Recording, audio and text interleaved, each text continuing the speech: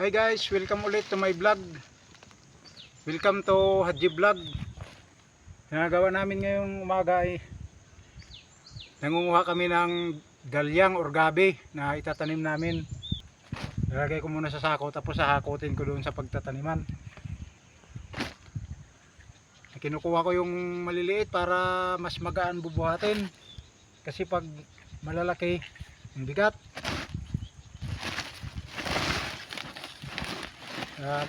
Maganda itanim tong gabi kasi wala masyadong puhunan, basta itanim mo lang tapos lilinisan lang yung tanim. Pagdating ng mga 5 o 6 na buwan, magkalaman na, pwede na nating hukayin. Basta maganda lang yung lupa na pagtataniman, malambot, hindi malagkit or hindi rin mabato.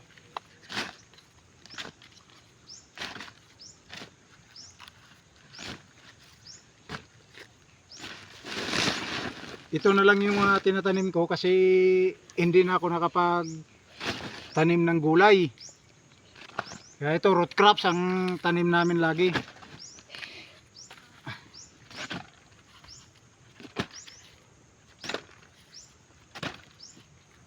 Kaya mga idol, ito yung suggest na mas maganda itanim dahil minus gastos. Hindi na kailangan mag-aabono pa.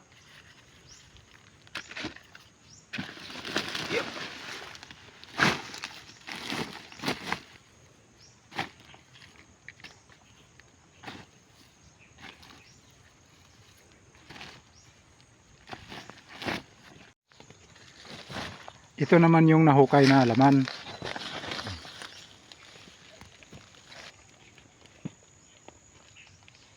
Ito yung tagahakot doon sa pagtataniman.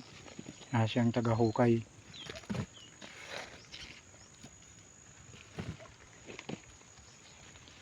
Ilipat namin yung pagtaniman dito. Mabangin itong tinataniman na to. Saka maraming nabuwal na kahoy nung nakaraang bagyo. Yo.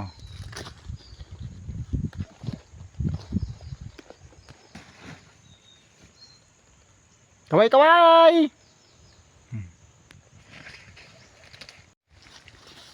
Yan yung mga kinukuha namin pang tanim. Marami kasi ditong nagtutubo na maliliit. Yun ang kukunin, ilipat, itanim.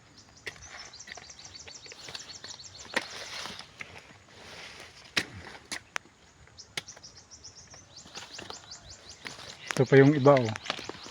Yan.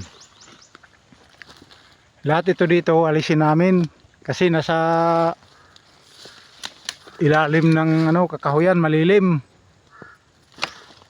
Yan pa oh. Para mailipat, maitanim.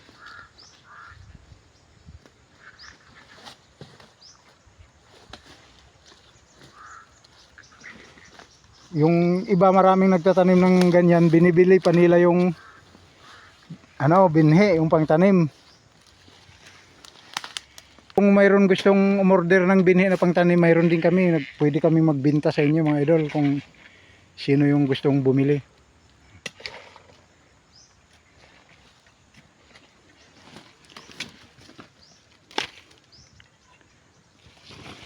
Pag ganito kasi itanim, mas mabilis siyang lumaki kaysa yung yung laman lang niya na itanim. Matagal siya lumaki, baka taon siguro bago makapag harvest o makapaghukay. Pero pag ganyan 5 to 6 months pwede na tayong mag harvest niyan.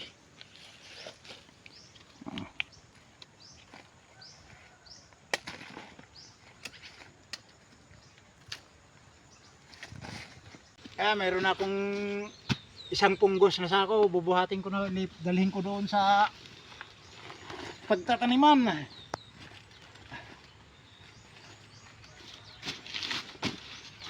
Hindi natin pupunuin yung sako kasi hindi ko rin kaya buhatin. Balik-balik na lang.